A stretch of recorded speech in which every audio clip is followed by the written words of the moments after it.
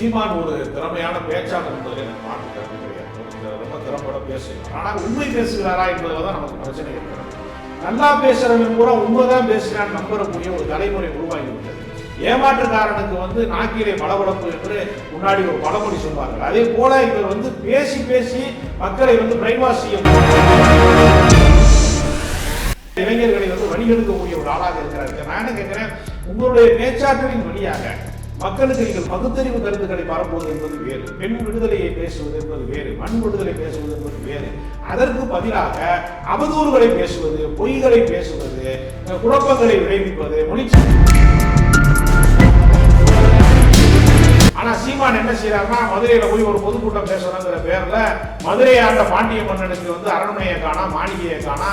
ஆனா விஜயநகர பேரரசின் வழியாக படையெடுத்து ஆனால் சீமான் அவர் என்ன செய்யறாருன்னா, இதை பயன்படுத்திக் கொண்டு ஏதோ ஒட்டுமொத்த தமிழ் இனத்தையே பாதுகாக்க வேண்டிய பொறுப்பு இடம்தான் இருக்கிறது, நான் இதைத்தான் நினைக்கிறேன் என்று அவர் இவரிடத்திலே பொறுப்பு ஒப்படைத்து சென்றது போல, எப்படி ஒரு ஆமைக்கறி கதையை சொல்லுவாரோ, எப்படி பொய்யான கதைகளை எல்லாம் கட்டுக்கதைகளை எல்லாம் உண்மையை கூட அவர் பேசுவாரோ, இந்த பொய்யை பல பேர் ஏற்கனவே மறுத்திருக்கிறார்கள். அவரை யார் அழைத்து சென்றார்களோ, அவருக்கு யார் வழிகாட்டினார்களோ அவர்களே கூட இதை மறுத்திருக்கிறார்கள்.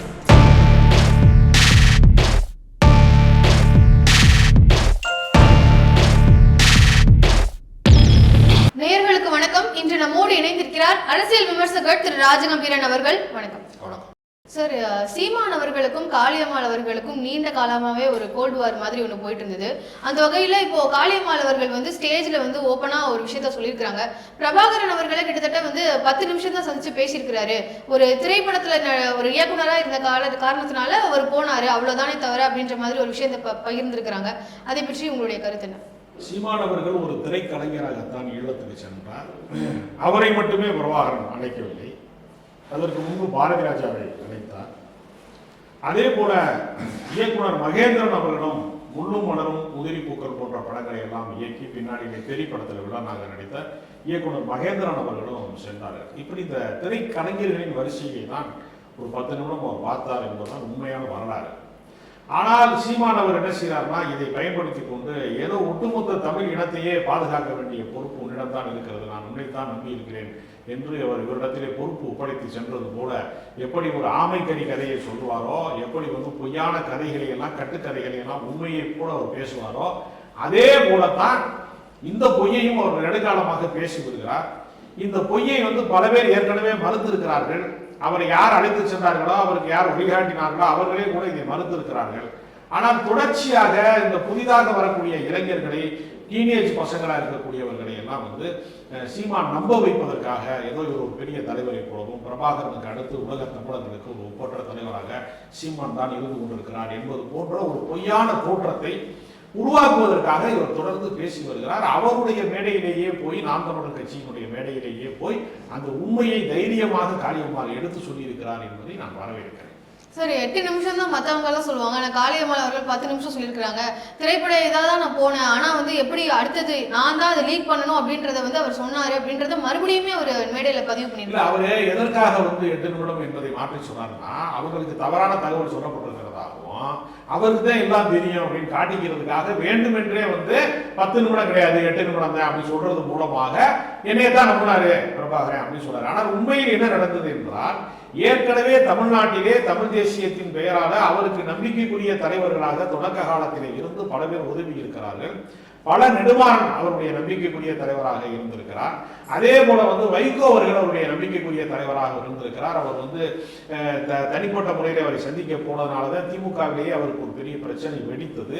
பின்னாளிலே திமுகவில் இருந்து அவர் வெளியேறுவதற்கு கூட ஈழத்தமிழர்களோடு அவருக்கு இருக்கக்கூடிய பந்தம், அவர்களுக்கு இருக்கக்கூடிய உறவு தான் பின்னாளிலே பிரச்சனையாக வெடித்தது.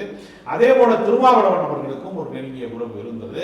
அப்ப ஈழ அரசியலை பேசுகிறவர்கள் என்று நம்பக்கூடிய தலைவர்களாக இருக்கக்கூடிய பல நெடுமாறன், வைகோ, திருமாவளவன், குளத்தூர் மணி, கோவை ராமகிருஷ்ணன் போன்ற தலைவர்களைத்தான் பிரபாகரன் நம்பினாரே தவிர அன்றைக்கு திரைப்பட இயக்குநராக இருந்த சீமான், அதுவும் ஒரு வெற்றி பெற்ற திரைப்பட இயக்குனர் கூட கிடையாது, அவரை நம்பிதான் இந்த தமிழ் இனத்தையே ஒப்படைத்தார் என்று சொல்வது இதுவரைக்கும் சீமான் சொன்ன பொய்களிலேயே அதிகபட்சமான பொய்யாக இதைத்தான் நான் பார்க்கிறேன். ஏன்னா சீமான் எந்த அளவுக்கு பொய் சொல்வார்னா, மகாபாரத கதையை பற்றி விவரிக்கிற போது மகாபாரத போர் நடக்கிற போது, அதுவே ஒரு கற்பனை கதை, மகாபாரத போர் நடக்கிற போது அங்க இருக்க போர் வீரர்களுக்கெல்லாம் சோறு சமைச்சு போட்டதே தமிழர்கள் தான் அப்படின்னு ஒரு கதையை அடிச்சு விடுறாங்க.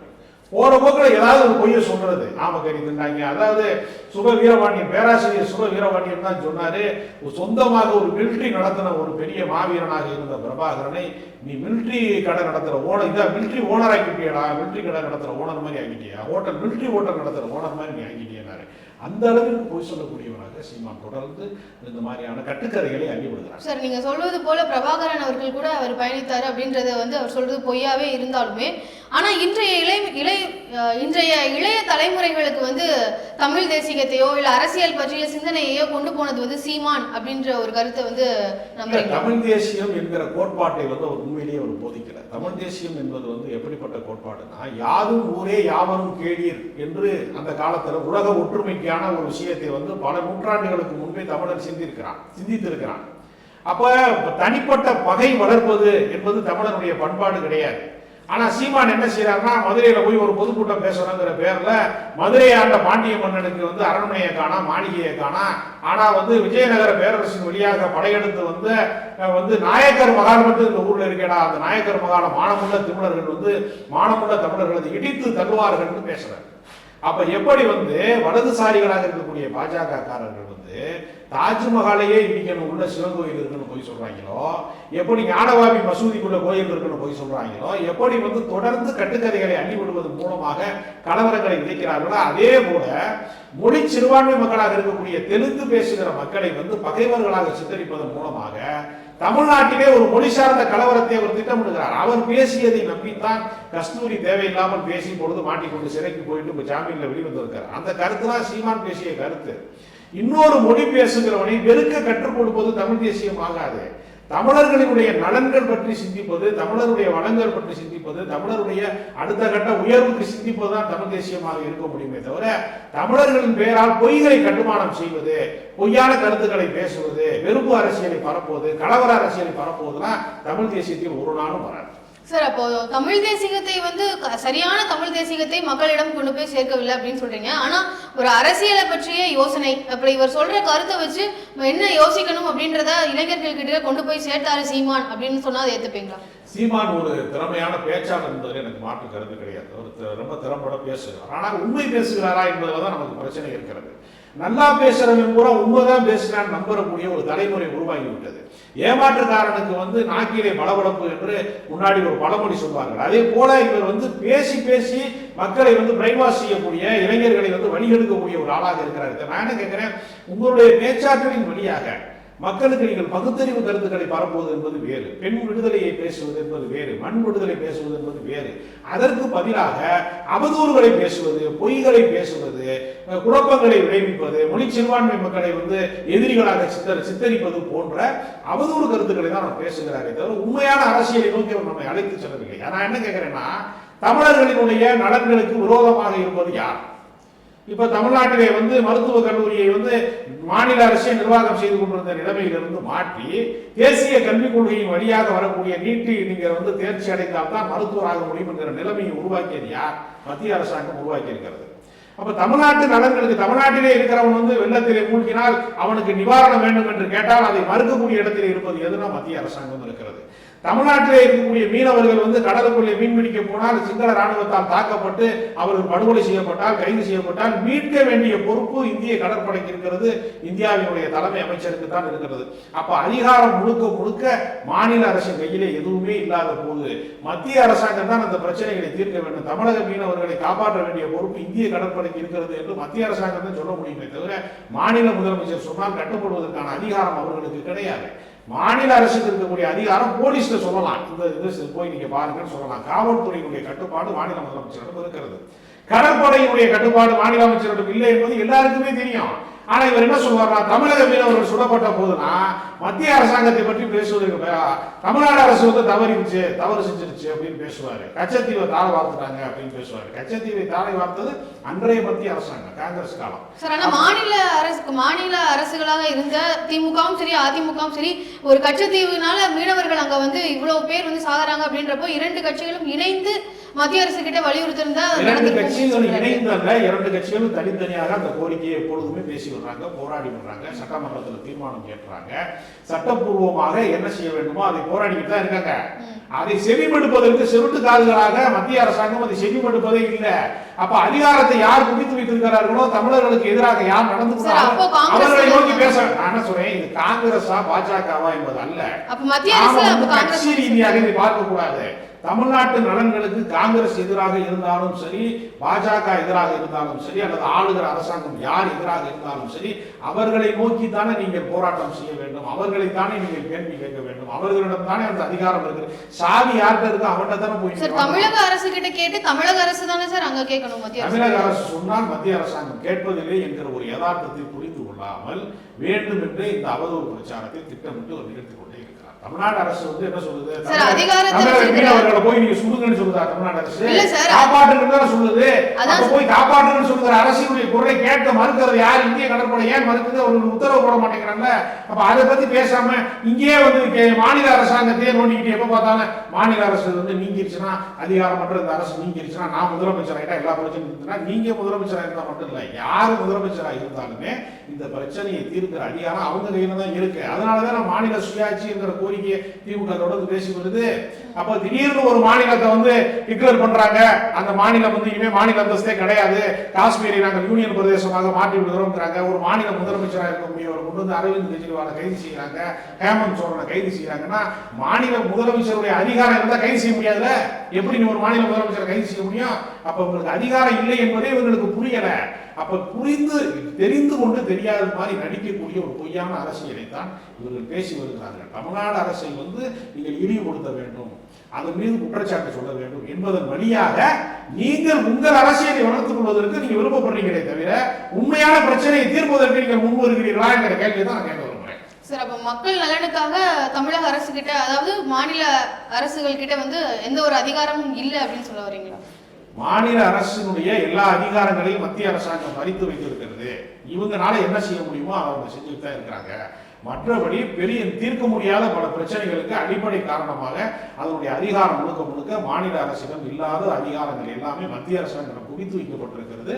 அதை வந்து நீங்கள் வந்து அதிகாரம் குவிக்கப்பட்ட இடங்களிலே இருந்து போராடி அதை மாநில அரசுக்கு பெற்றுக் கொடுக்கணும். இப்போ ஒரு உதாரணத்துக்கு சொல்றேன், இந்த தமிழகத்திற்கு ஓரமாக தமிழகத்தினுடைய பகுதிகளிலே இருக்கக்கூடிய கடற்கரை பகுதிகளில் இருக்கக்கூடிய மீனவர்களை காக்க வேண்டிய பொறுப்பு அந்த மாநில அரசுக்கே இருக்கிறது, அதற்கான அதிகாரத்தை மத்திய அரசு வழங்குகிறது ஒரு பேச்சு வச்சுக்கிறேன். அப்ப நம்ம கேட்கலாம், தமிழ்நாடு அரசை பார்த்து நீ ஏன் மீனவரை பாதுகாக்க தவறி கேட்கலாம். அதிகாரமற்றவரை பார்த்து எப்படி கேட்க முடியும்?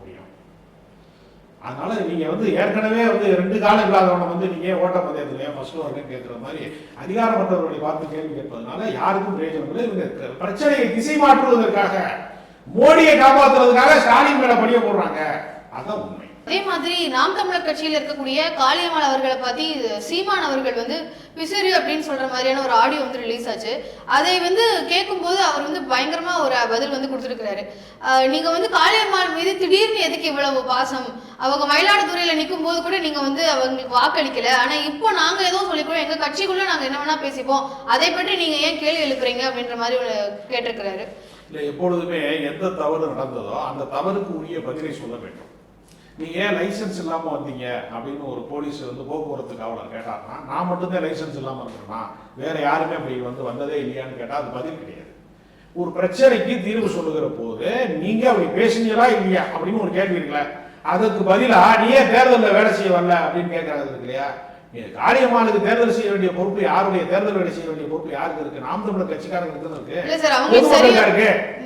கேட்கறது என்னன்னா, திமுக வேட்பாளரை நிறுத்துறாங்கன்னா திமுக தானே அந்த கட்சிக்காக வேலை செய்வாங்க, பொதுமக்கள் போய் எங்கேயாவது வேலை செய்வாங்களா? இது என்ன பேச்சு? நீங்க காளியம்மாளை குறித்து ஏன் தரக்குறைவாக நீங்கள் பேசினீர்கள் என்று கேட்டால், நான் பேசியது தவறு, நான் வருந்துகிறேன், நான் மன்னிப்பு கேட்கிறேன், காளியம்மாவை பற்றி நான் தவறாக பேசிவிட்டேன், வருந்துகிறேன்னு சொன்னா பண்பாட்டு அரசியல். நான் எப்படி வேணாலும் பேசுவேன்னு சொன்னா ஆணாதிக்கமா இல்லையாது. ஒரு பெண் பொது வாழ்க்கைக்கு வருவது என்பது மிக சிரமமான விஷயம். அப்படி மீறி தங்களுடைய குடும்பத்தை விட்டு, குழந்தையை விட்டு, புருஷனை விட்டு, சொந்த பந்தங்களுக்கான நேரத்தையெல்லாம் விட்டுட்டு, நல்லது கெட்டதுக்கு போக வேண்டிய நேரத்தையெல்லாம் விட்டுட்டு தான் போராட்ட அரசியலுக்கு, பொது வாழ்க்கைக்கு ஒரு பெண்கள் வர்றாங்க. ரொம்ப குறைவான விதம் வர்றாங்க. அப்படி வரக்கூடிய பெண்களை நீலாம் ஒரு பிசுக்கு நான் நினைச்சா உன்னை தட்டி விட்டுருவேன்னு ஒருத்தர் பேசுறாருன்னா இது ஆணாதிக்க திமுறா இல்லையா? இப்படி பேசலாமா? இப்படி பேசுவது நாகரிகம். முதல்ல அரசியல் நாகரிகம் தெரியுமா உங்களுக்கு? இப்படி பேசிட்டு அதை நியாயம் வேறப்படுத்துறீங்கல்ல, அப்படி பேசியது தவறுன்னு சொல்லுங்க. அப்ப அந்த ஆடியோ வெளிவந்ததுனால நீங்க மாட்டிக்கிட்டீங்க, அதான உண்மை. அதை மாட்டிக்கிட்டதுக்கு நீங்க என்ன சொல்லணும்? நான் பேசியது தவறுன்னு தான் சொல்லியிருக்கணும். நான் பேசவே இல்லைன்னு போய் சொன்னா கூட பரவாயில்ல, நான் அப்படித்தான் பேசினேன்னு சொல்றேன்.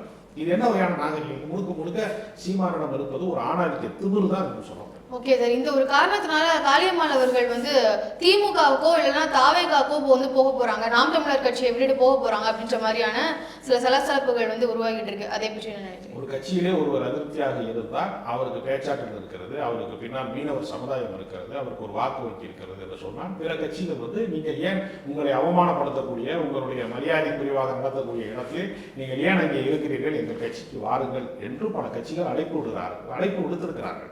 அந்த அழைப்பை அவர் இன்னும் ஏற்றுக்கொள்ளவில்லை. அதையும் மீறி போய் நேற்று போய் அவர் வந்து மாவீரர் தினத்துக்கான அந்த விழாவிலே போய் பேசியிருக்கிறார். அப்போதும் கூட பார்த்தீங்கன்னா முரண்பாடு ஏற்பட்டிருக்கிறது. அப்போ காளியம்மாளுடைய விருப்பம் என்னன்னா, தானாக கட்சியை விட்டு வெளியே வருவதற்கு ஒரு விருப்பமில்லை. கட்சியிலிருந்து ஒரு வேலை வெளியேற்றப்படுகிற ஒரு சூழ்நிலை வரட்டும் என்பதற்காக காத்திருக்கிறாரா என்று தெரியவில்லை. ஏன்னால் கட்சி என்பது தனிநபர் சொத்து அல்ல, சீமான் உருவாக்கியது அல்லது. சீமானை நம்பி பல லட்சக்கணக்கான தம்பிகள், தொண்டர்கள்லாம் சேர்ந்து உருவாக்கிய இயக்கம். அதனால அதற்கு அந்த கட்சியின் மீது உரிமை கேட்பதற்கு, அந்த கட்சியின் மீது அதிகாரம் இருக்கிறது என்று காளியம்மாள் நம்புகிறார். அதனால அவர் அந்த கட்சியில் போய் பேசுறாரு. மீண்டும் அவரை அவமரியாதை செய்தால், மீண்டும் அவருக்கு எதிரான கருத்துக்களை சொன்னால் அப்பொழுது அவர் சரியான முடிவை எடுப்பார் நம்புறேன். திமுகவை வந்து பயங்கரமா இது வரைக்கும் காளியம்மாள் அவர்கள் வந்து விமர்சனம் பண்ணிருக்காங்க சார். சோ அதனால திமுகவுக்கு வர்றதுக்கான சான்சஸ் அப்படின்றது இருக்கு. திமுகவை விமர்சித்தவர்கள் எவ்வளவு பேர் பின்னாடி திமுகவிலேயே சேர்ந்திருக்கிறார்கள். இதெல்லாம் கருத்து மாற்றம் என்பது உலகத்தில் எப்பொழுதுமே நடந்து கொண்டே இருப்பது. ஒரே கருத்தில் மனிதன் எப்பொழுதுமே இருந்ததே இல்லை. நேற்று வரைக்கும் சாமி கும்பிடுவான், திடீர்னு அவன் வாழ்க்கையில் ஒரு இழப்பு வருகிற போது கடவுள் நம்பிக்கை இழந்து விடுவான். சில பேர் வாழ்நாள் முழுக்க நாத்திகனா இருப்பான், திடீர்னு வந்து சாமி கும்பிடுறதுக்கு போயிடுவான். மனிதனுடைய மனம் என்பது கருத்து மாற்றங்களுக்கு உட்பட்டுதான் இந்த உலகத்திலே எல்லாமே மாறக்கூடும். மாறாததுங்கிறது சனாதனம் தான் சொல்றான், அதுவும் பொய் தான். சனாதனத்தை பின்பற்றாமல் எவ்வளவு பேர் முன்னுக்கு வந்திருக்கிறார்கள்.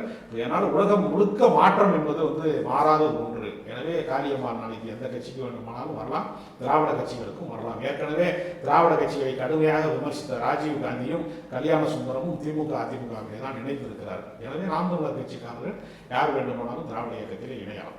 ஓகே சார், நாம் தமிழர் கட்சி சீமான் அவர்களை குறித்து சில தகவல்களை எங்ககிட்ட பகிர்ந்துகிட்டதுக்கு ரொம்ப நன்றி.